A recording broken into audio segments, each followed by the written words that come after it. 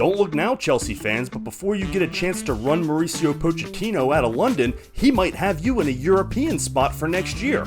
We're going to talk about how that happened almost out of nowhere here on Pints and Punditry at the Pitchside Pub.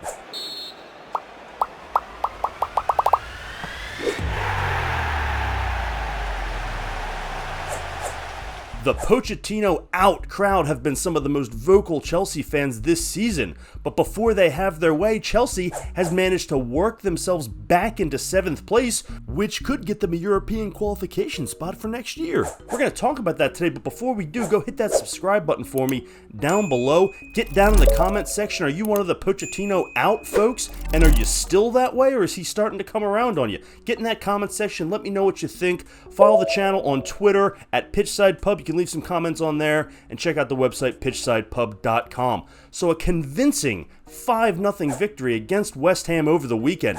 A truly dominant performance, the likes of which we have not seen a lot of from Chelsea this year, although there have been moments. And now, all of a sudden, Chelsea's sitting in 7th place and is only 2 points out of 6th place behind Newcastle, possibly in a Europa League spot. And they've got some winnable games coming up on the way in, Nottingham Forest coming up next. So you've got a chance here, Chelsea fans, to not just qualify for Europe next year, but maybe even the Europa League. And yes, I understand right now it's the Conference League in 7th place, and that's not the most prestigious competition, but European competition is European competition. It's better than not having any. And for a young team with young players, that could be valuable experience for what is obviously the ultimate goal, which is making it to the Champions League once again. But this coming from a club who has been in such disarray all season, and a large part of the fan base, and I'm not lumping all Chelsea fans in together here, but a large and particularly vocal part of the fan base has been screaming for Mauricio Pochettino's head all season in typical Chelsea fashion. And that is the Chelsea MO. An owner who is overly involved and spends a lot of money and gives managers a very short leash. And I could be talking about Todd Boehly, but I also could be talking about Roman Abramovich. And they have those things in similarities. A lot of difference between the two, obviously, but they have those things in common. And so the natural response for Chelsea fans is always just, this manager sucks, we got to get rid of him, make a change. And, you know, say what you will, I'm not going to get into the tactics and the ability of Mauricio Pochettino here, but he has won in other places and deserves a little bit of the benefit of the doubt. And so you got to really think here, what have been the knocks on Chelsea this season? Well, it's their wild inconsistency, right? We see games like this over the weekend, or the previous game, a 2-0 win against Tottenham, and you see some really impressive performances, and you see some more than just glimmers of hope. You see a glimpse into the future of hey, that's a club. That's a club that can win. That's a club that can win a lot of things. And yet, the next game out, flop, flat on their face. And we've seen that a couple times this year, coming off a big win and then just a complete dud the next time out. And we will see if that happens again against Nottingham Forest.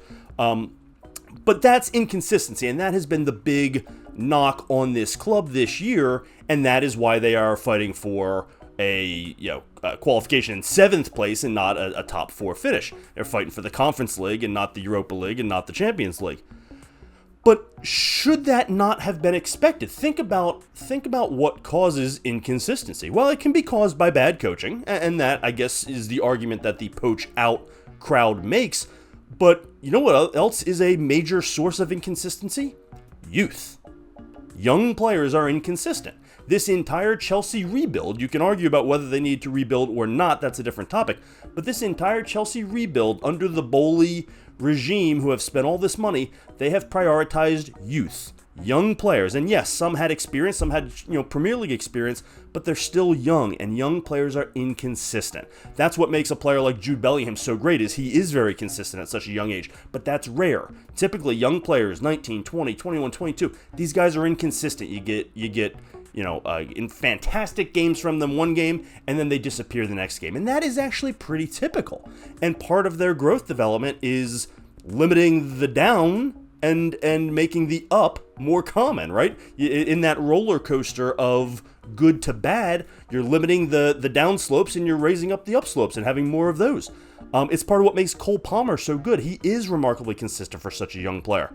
And so inconsistency was to be expected, and I don't think you can put that on Pochettino. There's no manager in the world that would get a team full of all these young players to come out and play great every game. That was unrealistic, and if that's why you want Pochettino out, you're doing this wrong. What else causes inconsistency? Well, new systems, new managers, managerial changes, having to develop into a new system that you don't know. Well, that screams Chelsea, particularly in the first part of the season. A new manager comes in, and no matter how good he is, he has to implement his systems. This team was playing a different style under Graham Potter, and they were playing a different style under previous managers before that. And of course, with all the changes, there's a new system to learn every single time. And so you take the combination of any players that would take some time to learn a new system under a new coach, and then you double down on that with them being young players who are going to be naturally inconsistent. And of course you got a roller coaster of a season. What did we think was going to happen here? I understand it was natural to look at the massive price tags of the players and look at the $1 billion spent in the last, 2 years at this point now by Chelsea on transfer fees and say, oh, well, that should equate to winning. And I understand that, but they have been very open about their desire to get young talent. And young talent is going to have hiccups. They're going to have bumps in the road. They're going to have, learning ebbs and flows in their development. Player development is not linear. It's never linear. It's not just gradually getting better and better in a step. No, up, down, left, right, in, out. That's what player development is. Then you toss injuries in on top of it, which every team has had, but Chelsea have had a lot of them. And just what did you think was going to happen? And for those that are calling, have been calling for Mauricio Pochettino to be fired all year, who were you going to replace him with that you think would not have these same problems? That's always my question.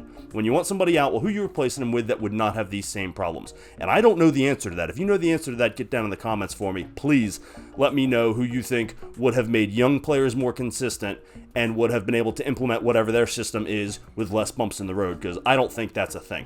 I'm not saying Mauricio Pochettino is Pep Guardiola. I'm not saying he's the best manager in the world, but I'm saying the problems that Chelsea have had this season were very predictable and should have been expected. And now we are seeing the end result. Pochettino has settled on, maybe 10, 12 guys that are going to be key players for him moving forward. We've seen some breakout developments from players like Palmer. Nicholas Jackson has come around. He's still inconsistent, but he has started to find the net a little bit.